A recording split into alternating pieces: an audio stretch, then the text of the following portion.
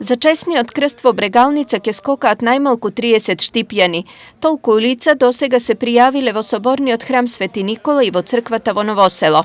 До сега за кандидати за да влезат во водите на реката Брегалница да го извадат честниот крст кој ќе го положиме во сабота во 10 часот, се пријавени 17, до сега сите ги исполнуваат критериумите, тоест се крстени и се полнолетни.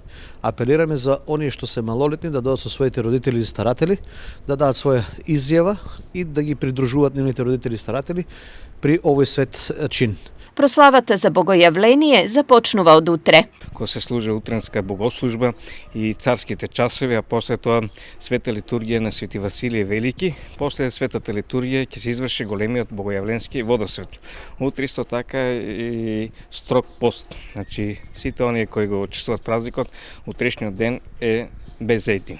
Традиционално пред спуштањето на Светиот крст во Брегалница празнувањето започнува со божествена литургија. На крајот од светата литургија ќе се лицитира честниот крст, како што е традиција во Штип со години, и оној кој што сака да го лицитира и да го земе честниот крст во неговиот дом, треба да дојде на светата литургија и после тоа да го лицитира честниот крст.